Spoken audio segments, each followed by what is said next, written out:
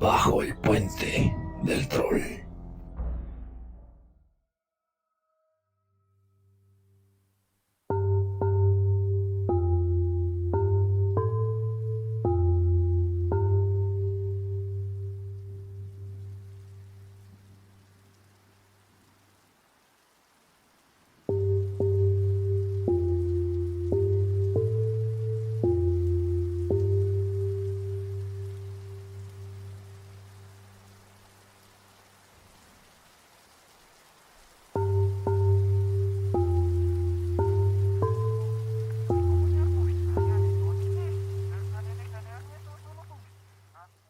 Los antiguos egipcios creían que el Ka residía dentro del corazón. El Ka es el equivalente al Chi o al Ki en China, una especie de energía vital que se puede comparar con el concepto de espíritu o de alma.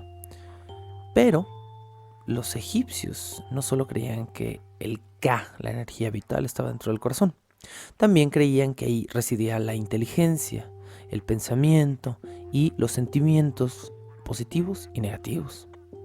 Por eso, cuando se momificaba un cuerpo humano, se extraían casi todos los órganos, incluido el cerebro, el cual se sacaba con tenazas por la nariz, pero no se extraía el corazón, que quedaba eternamente, comillas, momificado con el resto del cadáver.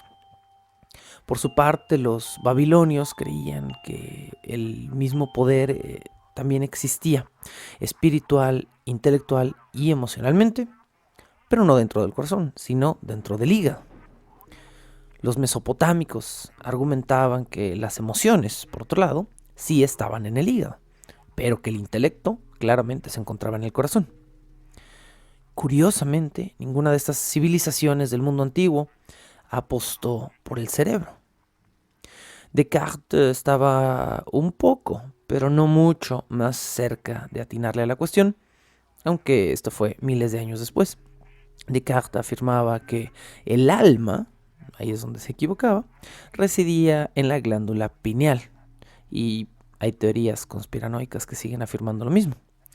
Aunque, si a precisión vamos, el anatomista Erasístrato afirmaba ya unos 300 años antes de la era común que la esencia humana estaba en un punto justo detrás de las cejas, dentro de la cabeza del hombre. Los griegos, con su buen conocimiento de anatomía, eliminaron el hígado como posible sospechoso de ser un órgano espiritual o un órgano intelectual, pero sí se debatieron entre si la personalidad y el yo estaban en el corazón o en el cerebro. Platón, desde una perspectiva más racional, apostaba por el cerebro, era team cerebro, y pues por ello era un intelectual, y lo queremos. Pero Aristóteles y Pitágoras eran team corazón, lamentablemente. Hipócrates me parece debía haber tenido una de las posturas más válidas, dado que pues era un médico, pero la postura hipocrática era bastante hipócrita. Hipócrates afirmaba haber analizado a un buen número de pacientes que habían sufrido heridas en la cabeza, particularmente personas cuya cabeza había sido aplastada o golpeada con violencia. Y estas personas a las que Hipócrates revisó tenían por lo general problemas intelectuales, lingüísticos y de razonamiento, como era de esperarse. Pero aún habiendo afirmado esto, Hipócrates decía que la inteligencia y lo que él llamaba calor, que era una especie de esencia espiritual, se encontraban realmente en el corazón. Los anatomistas griegos y los anatomistas medievales tempranos tenían sus propias teorías de cuál era el órgano más importante para el inicio de la vida. Cuando comenzaron a estudiarse los cadáveres de fetos, se pensó que el órgano humano que primero se desarrollara en el cuerpo tenía que ser aquel que contuviera al alma. Una lógica interesante, Pero esta teoría, o al menos la comprobación de esta hipótesis, presentaba un pequeño problema en el mundo antiguo. En la antigüedad era muy complicado estudiar un embrión humano de menos de 3 meses de desarrollo, porque no existían los medios de óptica ni las herramientas de medicina neonatal para hacerlo. De manera que los anatomistas que estaban tratando de probar esta teoría no podían ni siquiera intentar probarla porque no podían trabajar con su campo de estudio, que eran embriones humanos. Así que se abocaron a hacerlo en embriones de pollos. Y esta discusión terminó de manera absurda en no discutir dónde estaba el alma humana, sino en discutir si los pollos tenían o no alma. Bienvenidos a un nuevo episodio de Bajo el Puente del Troll. Este es nuestro 6º episodio de la vida de los cadáveres. Una temporada en la cual, les confieso, he aprendido como en ninguna otra de las que he investigado, porque de alguna manera se sale de manera más contundente de mi área de conocimiento y me ha llevado a investigar cosas que ni siquiera sabía que existían, y por lo tanto es una temporada que he disfrutado muchísimo y espero que ustedes también lo hagan. El episodio de hoy es una continuación espiritual del episodio anterior, Cuentos de Cadáveres. Podemos llamarlo un cuento de cadáveres 2, donde vamos a utilizar la historia de H, la paciente de la que hablamos hace 2 semanas, cuyo corazón aún latía, pero cuyo cerebro estaba muerto. Y vamos a seguir utilizando su pequeña historia, que vamos a terminar el día de hoy, como una justificación, una excusa para contar varias historias y situaciones en las cuales ha habido cadáveres involucrados, pero de maneras insospechadas en la historia de la medicina. Y con esto, continuamos. El filósofo Giovanni Pontano, a quien a veces no llaman Giovanni, lo pueden encontrar investigado o lo pueden investigar y aparece con distintos nombres, pero filósofo al fin, intentó disecar un feto de 1 mes de existencia, digamos, no puedo decir de vida, pero 1 mes de existencia, a finales de 1400. Quizás estoy utilizando el término incorrecto, debe decir un embrión humano, ¿no? Pero a pesar de que los microscopios ya se habían inventado para 1400, para finales de 1400, todavía eran una tecnología muy nueva y muy escasa, y nuestro querido Giovanni Pontano no pudo hacerse de uno para poder realizar su estudio. Así que casi literalmente a puro ojo, porque no tenía otra herramienta para hacerlo, Giovanni Pontano llegó a la conclusión, terriblemente errada por cierto, de que el hígado era el primer órgano que se desarrollaba en el cuerpo, y que con esto ponía fin a la discusión de los antiguos griegos de cuál era el órgano en el cual se almacenaba físicamente el alma humana. Hay un pequeño problema con la afirmación de Giovanni Pontano. El hígado no es el primer órgano que se forma en el cuerpo. Así que el señor Pontano estaba en un terrible error. Si se lo están preguntando, porque me imagino que si son tan curiosos como yo, inmediatamente después de saber este hecho van a preguntarse cuál es entonces el primer órgano completo que se forma dentro de un ser humano, y es el corazón. Punto para Team Corazón. ¿Por qué es el primer órgano que se forma en el cuerpo humano? Bueno, esto por supuesto no tiene absolutamente nada que ver con el alma. Es el primer órgano de un organismo humano porque lo primero que sucede en un embrión humano, o antes de que se convierta en un embrión humano, durante la división celular primaria, estas células que se están dividiendo y multiplicando necesitan nutrientes. Cuando hay una sola célula o son 2 células que están todavía conectadas en un punto, la situación de obtener oxígeno y nutrientes no es tan problemática. Pero cuando son miles o millones de células, necesitan un sistema capaz de transportar nutrientes hacia todos los puntos del futuro organismo, y también necesitan un sistema que sea capaz de eliminar desechos. Pero a estas alturas, un ser humano hay 2 cosas que no necesita: conciencia y personalidad. De hecho, hay un sinfín de cosas que no necesita en esta etapa. Por lo tanto, lo primero que sucede biológica, médica y evolutivamente en estos casos no es que se forme un cerebro. Uno pensaría que como el cerebro controla todo en un adulto, es lo primero que se tiene que formar en un feto humano o en un embrión humano. Pero no, durante la etapa primaria de división de células, las células, como solo tienen la necesidad de nutrirse, lo primero que comienza a desarrollarse entre ellas es un pequeño y rudimentario sistema circulatorio. Y cuando se vuelve más complejo este sistema circulatorio, para poder seguir funcionando necesita una bomba, una forma de empujar el oxígeno, de mover la sangre para que se mantenga oxigenada, para que alimente a todas estas células y al mismo tiempo este mismo sistema rudimentario circulatorio funciona como una especie de sistema excretor primario para eliminar desechos dentro de la alimentación, el ciclo de alimentación de las células. Así que bueno, dentro de la eterna discusión de los filósofos y médicos de cuál es el primer órgano y por lo tanto el más importante, el corazón nuevamente vuelve a ganar y por eso se ha mantenido al centro de las discusiones sobre lo que es la vida misma a lo largo de miles de años. Ahora, eso no significa que tengamos que dejar de lado a Team Hígado, porque estamos hablando de Team Cerebro y Team Corazón, pero ¿qué pasa con el hígado? El hígado es un órgano brillante, fuerte y además es un órgano autorregenerativo, flexible y si fuera necesario arrojarlo, lanzarlo por los aires, es un órgano muy aerodinámico, pero bueno, no por aerodinámico vamos a hablar de él, sino porque es uno de los primeros órganos que se recolectan durante una donación de órganos. El primero, por supuesto, es el rey de la discusión, es el corazón.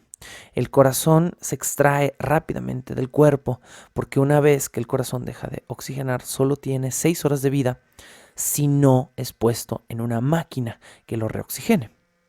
Así que una vez que entra en la hielera, el corazón tiene prioridad de salir del cuerpo para que el médico que va a realizar el trasplante corra o vuele hacia su destino.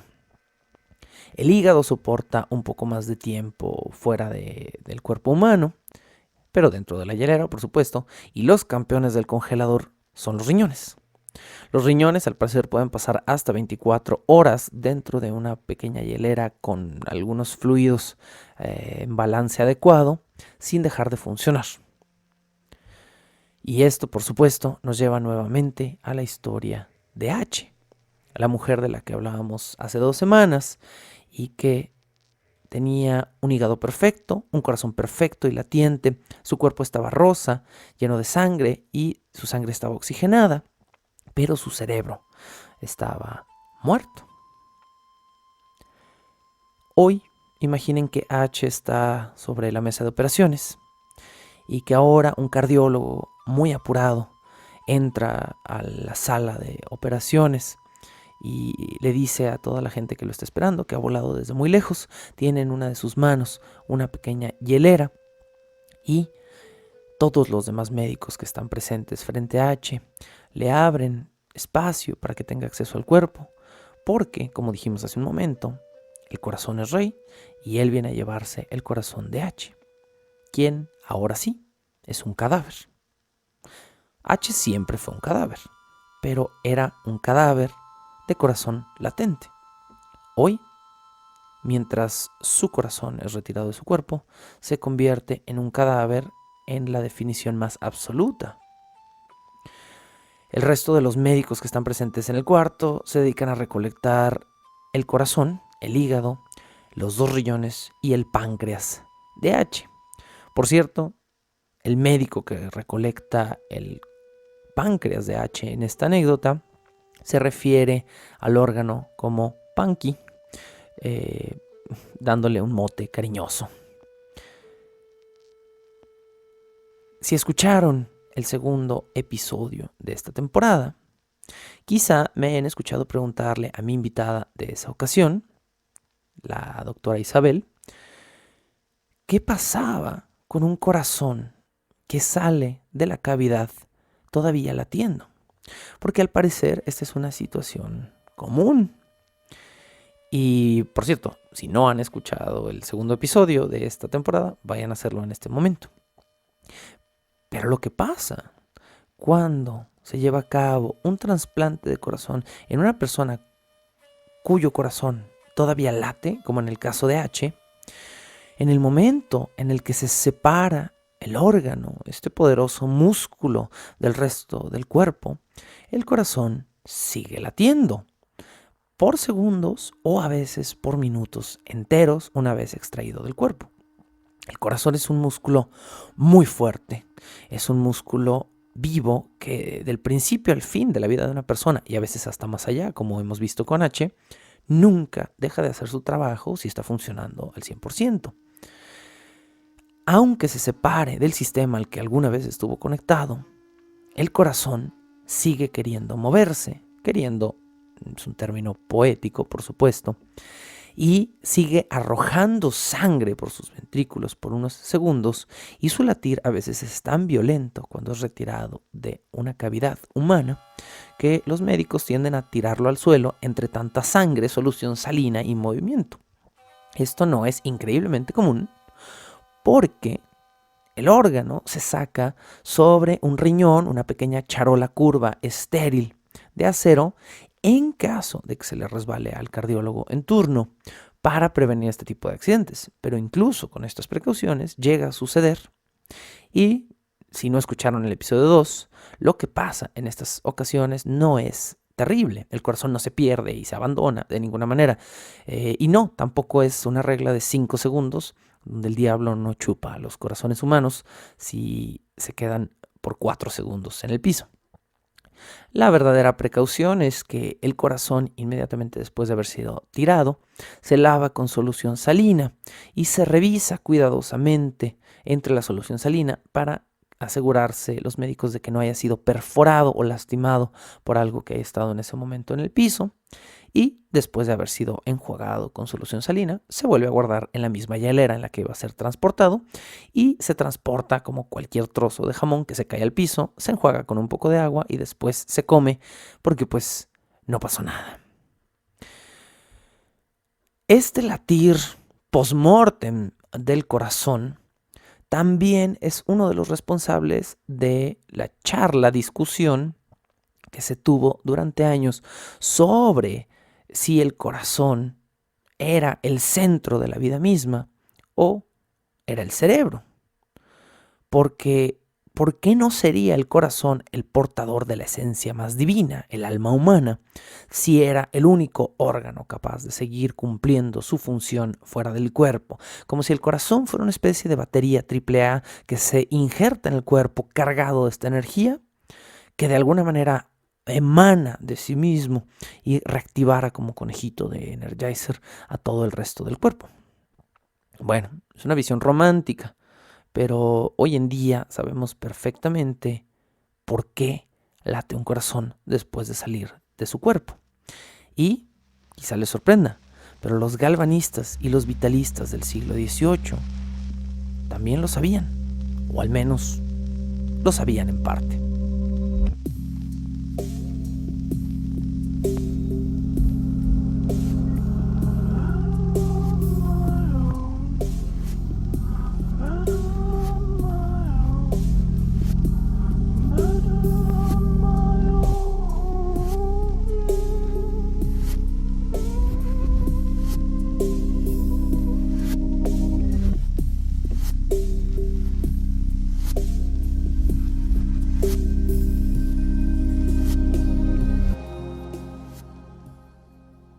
El cuerpo humano es un sistema complejo y algunas de sus partes funcionan con electricidad.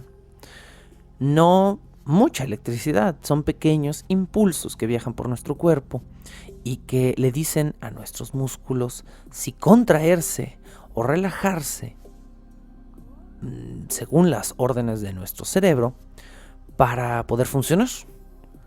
Pero lo interesante es que no todos los órganos del cuerpo, ni todos los músculos del cuerpo requieren que este impulso eléctrico venga como una orden directa desde el cerebro. por su importancia y por su temprano desarrollo, que fue exactamente de lo que hablamos hace unos minutos, el corazón comienza a latir antes de que exista un cerebro. De manera que tiene su propio impulso eléctrico que se genera a partir del oxígeno que recibe y que al mismo tiempo utiliza y que mueve más bien a través del sistema irrigatorio. Mientras el músculo del corazón siga recibiendo dosis de oxígeno, su reflejo muscular sigue siendo contraerse y relajarse por el tiempo que esté oxigenado.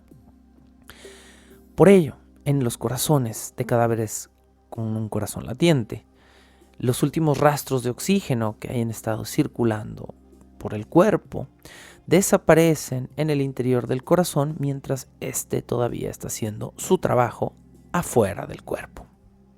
Hoy en día sabemos esto, pero durante años esto fue parte de un misterio o de una serie de misterios que engendraron una infinidad de experimentos para tratar de alguna manera de comprobar que el corazón era el centro de la esencia divina del alma humana. Robert Witt, quien fuera médico de su majestad, el mismísimo rey de Inglaterra, en 1761, comenzó por su acomodada posición en la corte a hacer una serie de pequeños experimentos con la idea de encontrar el alma humana dentro del cuerpo. Y en sus resultados afirmó el haber podido influenciar con calor, dijo él en sus propias palabras, a un corazón de pollo que latió por 2 horas mientras estaba sostenido por un par de pinzas.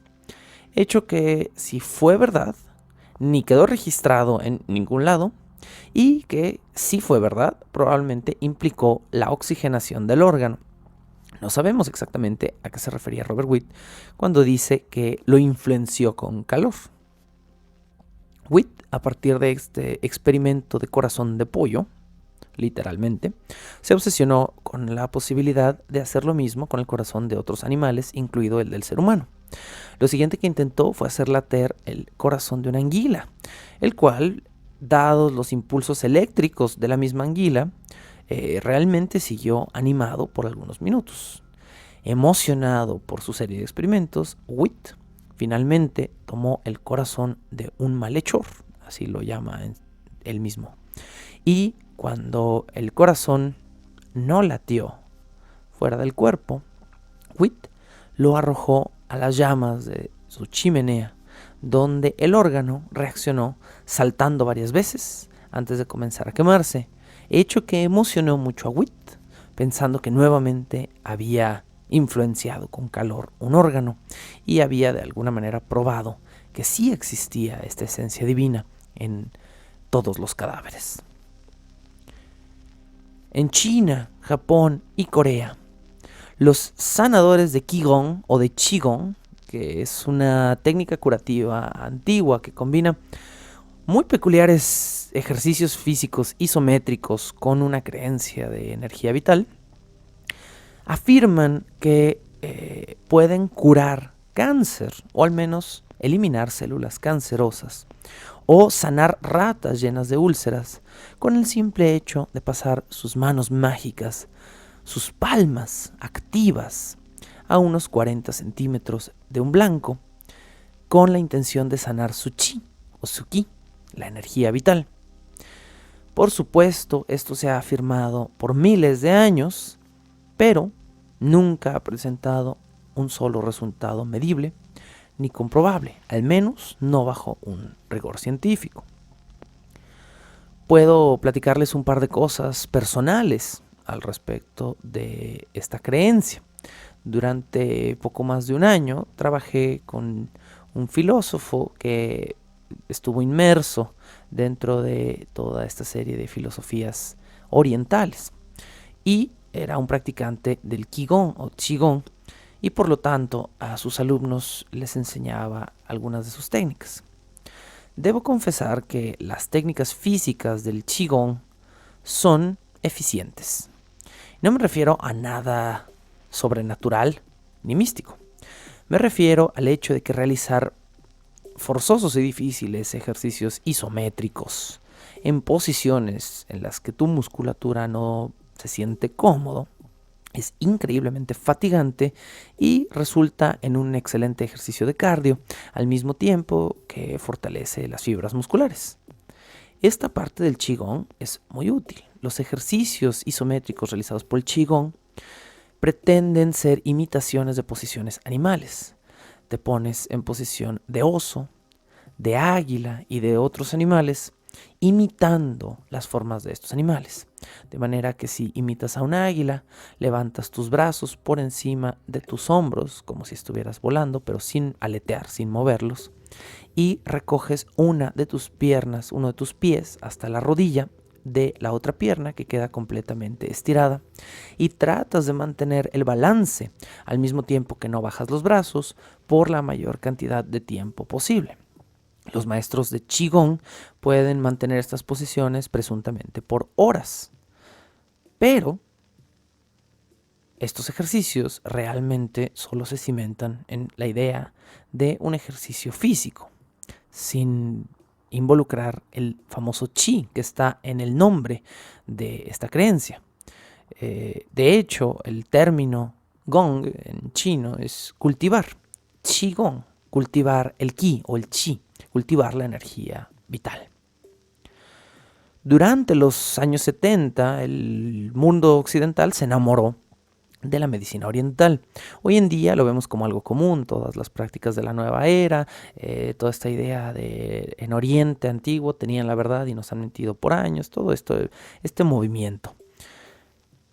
Y esto nos viene de la década de los 70, en la cual el médico Robert Becker, un médico que estaba interesado en la situación política de Estados Unidos con Oriente cuando todavía había problemas con la guerra de Vietnam, se interesó mucho en los fenómenos de energía cuando Nixon, el presidente Nixon, viajó a China. Pero hasta el día de hoy, en la segunda década del siglo XXI, los esfuerzos de Occidente por tratar de comprobar y de medir las técnicas del Qigong o de otras similares como el Reiki siguen siendo inútiles porque la energía vital, si es que existe, parece ser no cuantificable ni comprobable. Muchos años antes que Robert Becker, el científico y ladrón Thomas Alva Edison ya afirmaba que la energía de los fantasmas podía ser fácilmente medida por medio de un dispositivo electrónico que amplificaba las vibraciones de los muertos. Digo esto a sabiendas de que Edison era un mentiroso, inmoral y un hombre no confiable. Así que piensen lo que quieran. Pero Edison, si algo era una gran inspiración para otros ingenieros y científicos estadounidenses. Inspirado por los esfuerzos de Edison de convertir la energía de los seres muertos en algo medible, en algo mesurable, otros científicos hicieron esfuerzos para tratar de ubicar esta energía. En 1941, el inventor de General Electric, Gilbert Wright, junto con su compañero Harry Gardner, inventaron lo que ellos llamaron una laringe ectoplásmica. ¿Qué era esto? Era un micrófono conectado a una bocina, conectado el micrófono también a una caja que ellos llamaban caja de voz y que pretendía ser una unidad de resonancia en la cual un fantasma podría hablar en su frecuencia de manera muy baja y esto se amplificaría a través del micrófono hacia la bocina, dejando que los seres humanos vivos pudieran escuchar a los muertos. Gardner y Wright dicen haber probado exitosamente su dispositivo, pero no tienen ninguna prueba de ello.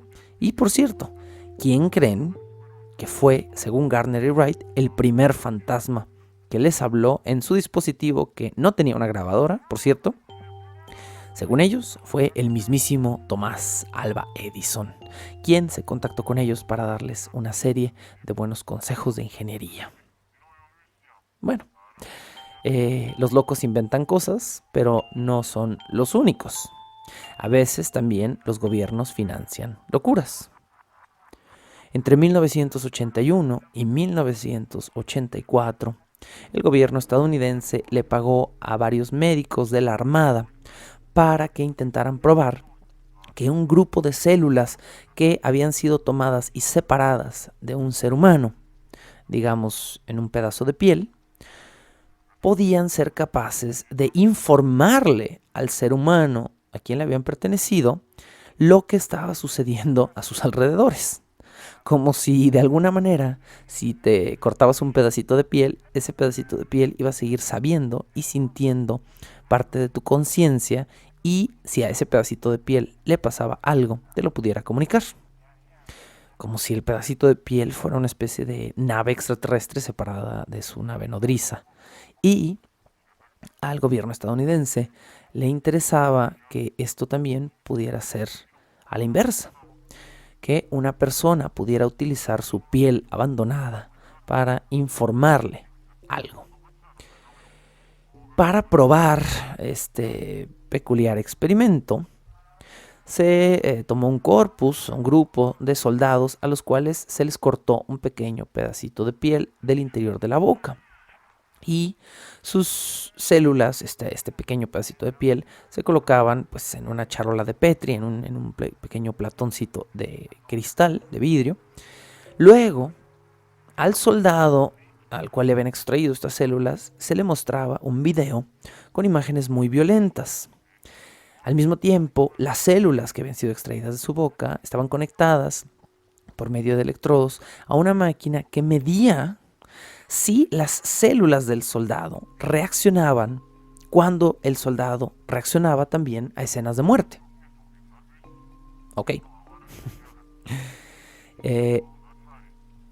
Se dice, y ahorita van a ver por qué lo digo así, se dice que los resultados escritos de estas pruebas confirmaron que las células se excitaban, reaccionaban eléctricamente en los momentos exactos en los que el soldado reaccionaba a las escenas violentas en los videos.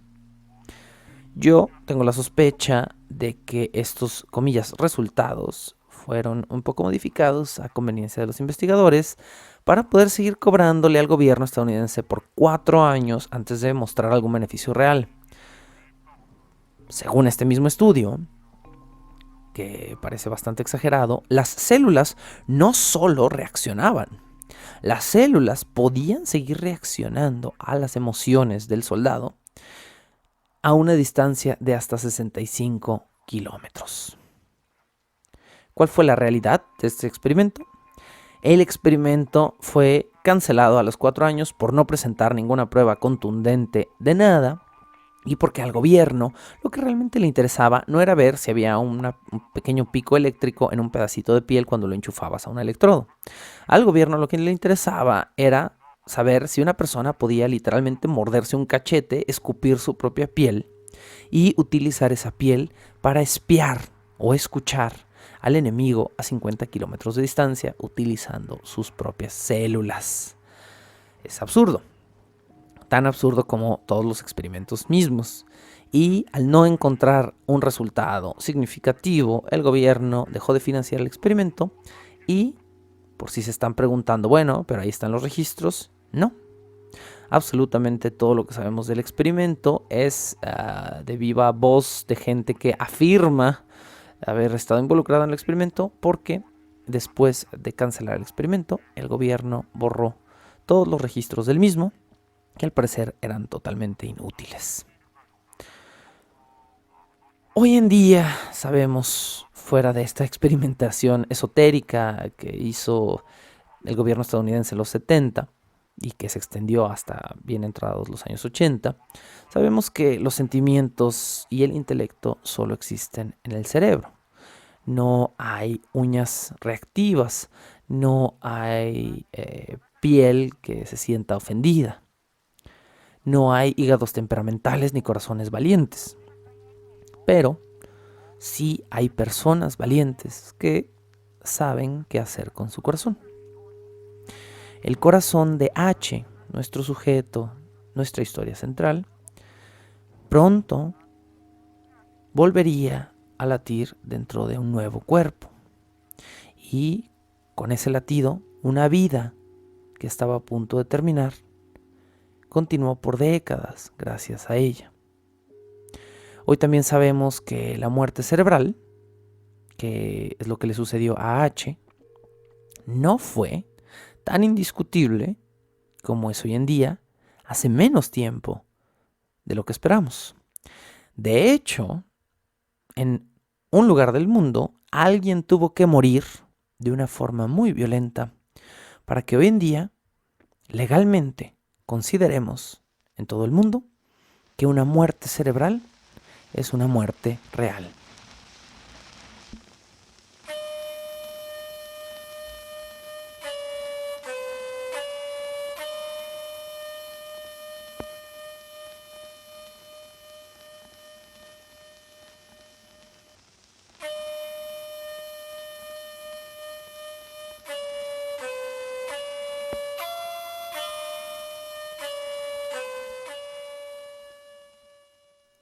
En 1974, en Oakland, California, un peculiar juicio por asesinato revolucionó la forma en la que poco a poco el mundo iba concibiendo la muerte. ¿Qué sucedió? El 10 de septiembre de 1973, un hombre llamado Andrew D. Lyons, de 37 años de edad, le disparó en la cara a Samuel M. Allen, de 29 años de edad, luego de que ambos discutieron en casa de Lyons. ¿Sobre qué? No lo sé, pero parece que la discusión se tornó más que acalorada.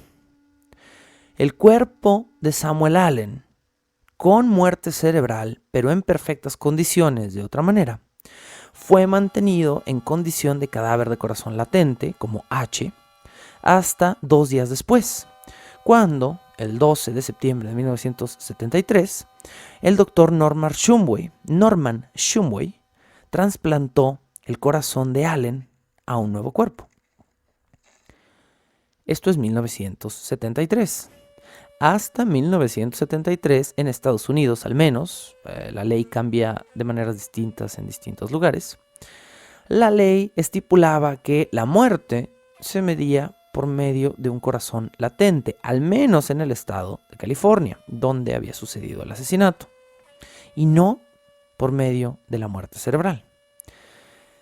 Así que los viles e ingeniosos abogados de Lyons urdieron un plan.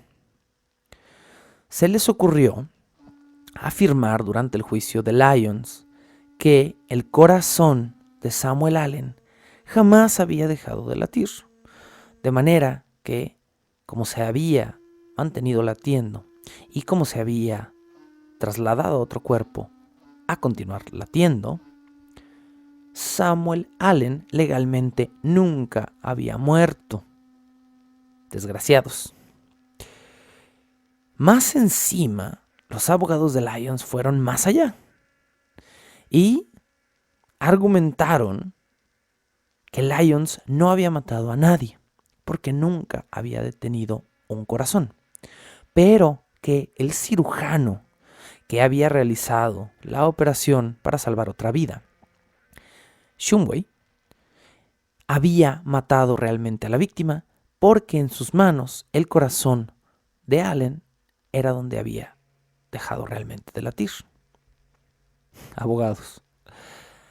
En pleno 2020 todavía se puede leer el reporte de este caso. Al menos el New York Times todavía guarda una copia digital, una digitalización del archivo original durante este juicio. Es muy interesante porque la nota que aparece en línea no tiene el resultado del juicio, que hoy en día sí sabemos. Según el New York Times, Shumway, este médico de la Universidad de Stanford, además de ser quien hizo el trasplante, testificó obviamente a favor de la víctima y del Estado, diciendo lo siguiente: el cerebro humano en 1973 y en la época moderna de la tecnología médica es el verdadero criterio de la muerte. Les digo que cualquier persona que sufra de muerte cerebral está muerta, El cerebro es el único determinante universal de esto, pues es el único órgano del cuerpo que no puede ser trasplantado.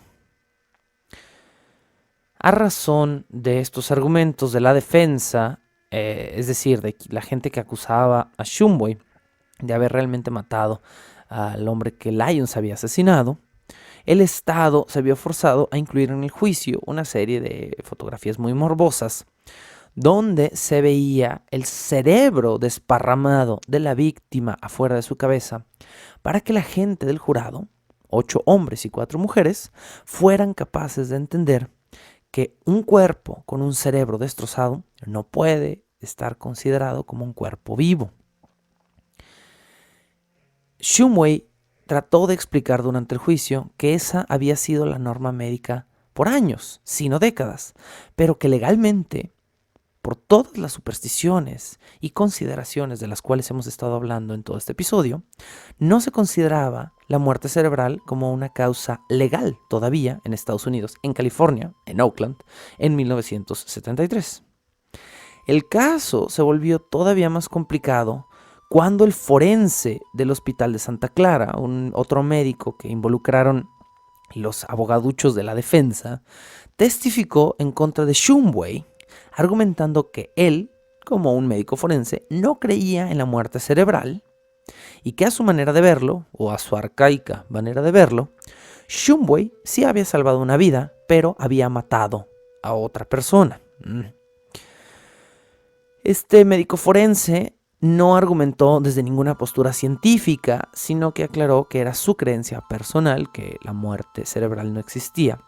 Y a pesar de no haber tenido una base científica, la prensa, al oír esta declaración, le dio prioridad. El Estado tuvo que contraatacar, dando a entender que sería increíblemente riesgoso declarar o tener un precedente de que la muerte legal estuviera en el corazón, porque una infinidad enorme de casos de gente que todavía tuviera actividad cerebral, pero cuyo corazón se detuviera, serían consideradas muertas. Y eso era terrible. En el caso contrario, se podía evitar el simple problema con un simple electroencefalograma. Si el cerebro está muerto, el cuerpo está muerto. Pero si el corazón no late y el cerebro está vivo, hay una oportunidad de vida. Luego de una breve deliberación, el jurado y la razón determinaron que Lyons fuera acusado de homicidio en primer grado. Y al poco tiempo el estado de California, con este precedente legal, cambió su legislación, todo el estado, de muerte de corazón a muerte neurológica o muerte cerebral. Después de que California, que es un estado enorme, cambió esta ley, muchos estados de Estados Unidos comenzaron a cambiarla. Así que sí, un hombre tuvo que morir para que nosotros pudiéramos dejar atrás la superstición de que el corazón es el centro de una energía no comprobable y no mesurable. El médico de trasplantes Mehmet Oz, quien es un experto en trasplante de órganos de cadáveres vivos o de cadáveres de corazón latente, dice que en su experiencia la gente tiende a sentir cosas raras cuando se le trasplanta un corazón.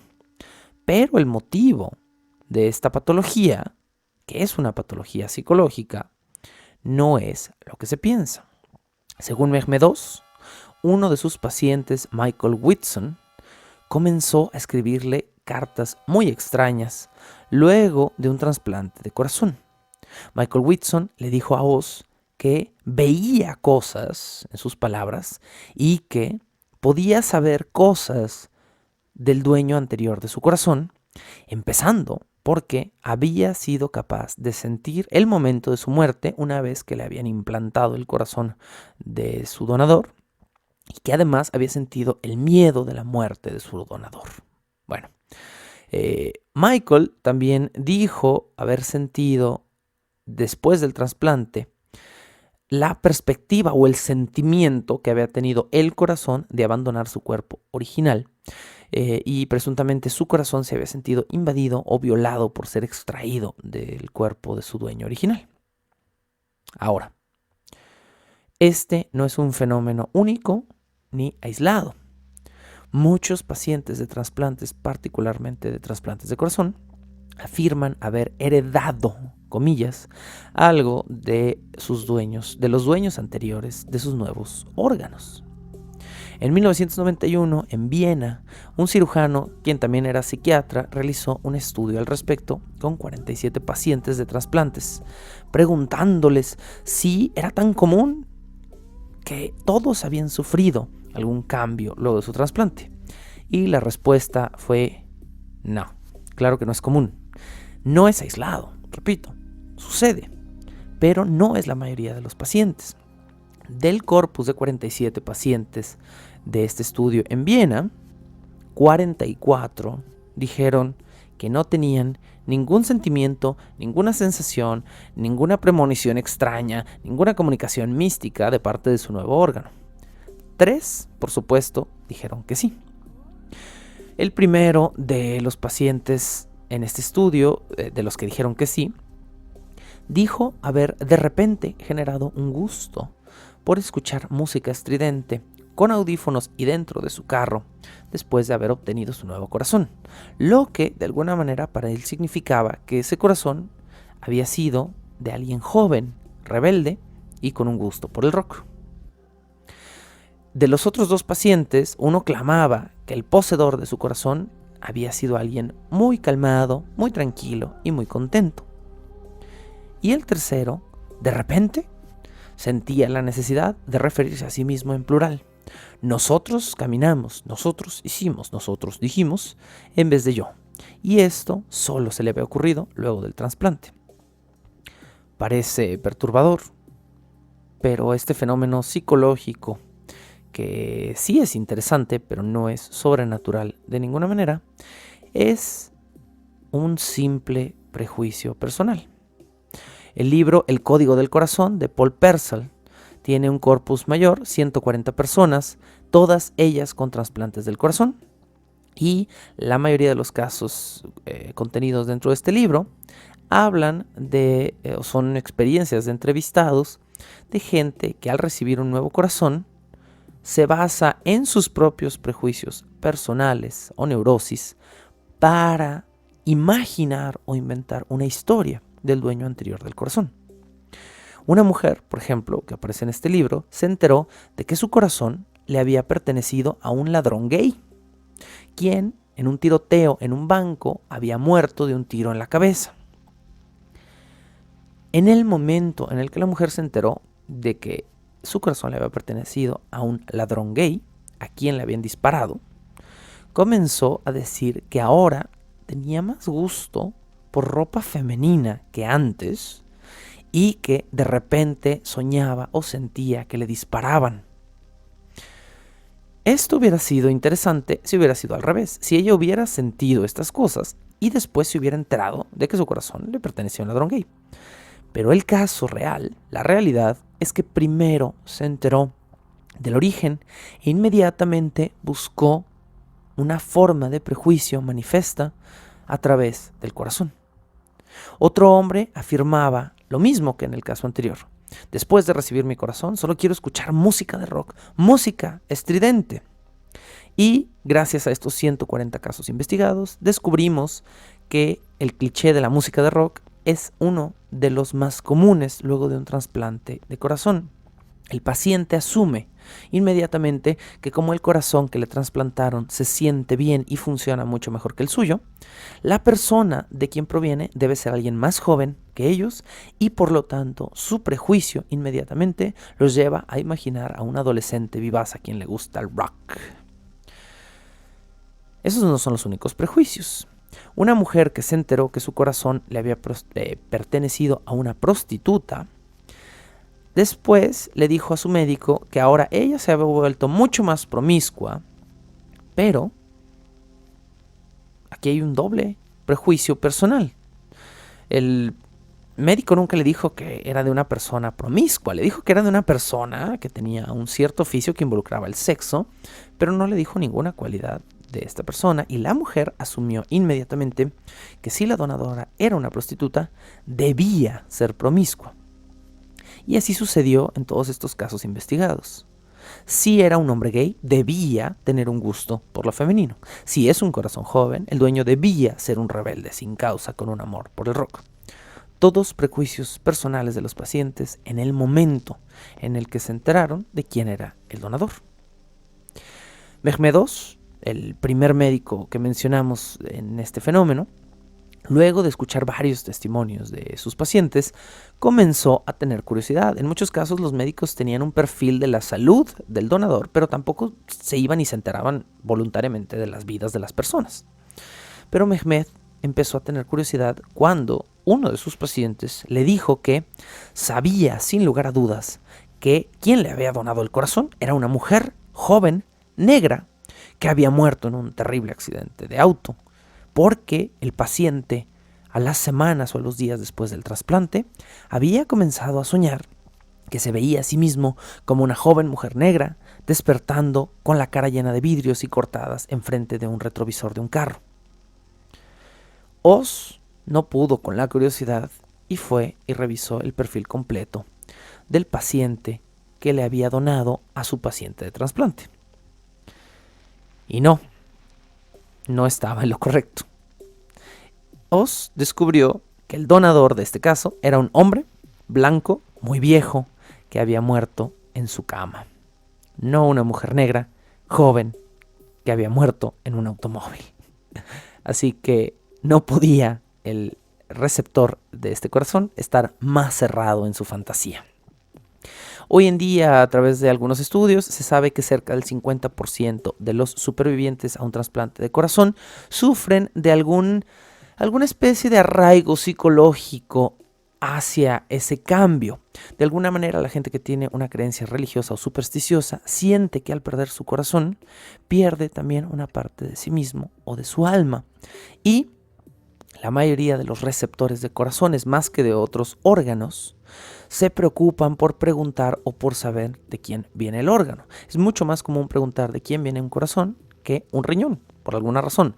Seguimos siendo esta raza supersticiosa que tiene años y años de pensar que la esencia vital se encuentra en un pedazo de músculo que tiene impulsos eléctricos. La característica más preguntada durante los momentos previos a un trasplante de corazón es cuál es la sexualidad de la persona que me va a entregar su corazón. Como si de repente te dieran un corazón gay y fueras a ser gay. Un gran porcentaje de los varones que reciben corazones en casos de donación preguntan si el donador era gay o si por el contrario era alguien sexualmente feroz. Ok, pues bueno.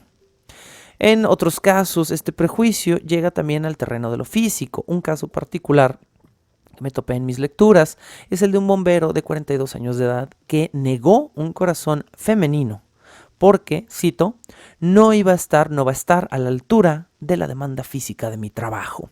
Este bombero de 42 años al borde de la muerte con un mal corazón decidió rechazar un corazón porque era de una mujer y porque el corazón de una mujer no es capaz de ser el corazón de un bombero. Bueno, piensen lo que quieran.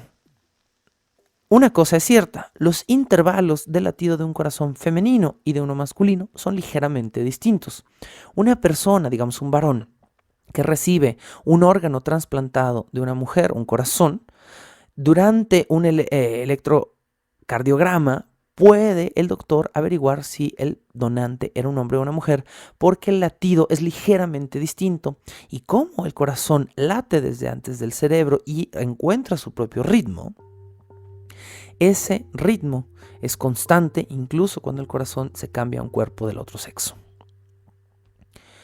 Otro rasgo común en pacientes que reciben corazones, específicamente en varones mayores de edad, es que dicen, al creer que el corazón proviene de alguien más joven, dicen tener más libido, más deseo sexual, por supuesto, y algunos pacientes argumentan que habían sido impotentes por un tiempo y que ahora con sus nuevos corazones son unos sementales, pero quizá no estén considerando el factor de que tenían una terrible presión sanguínea.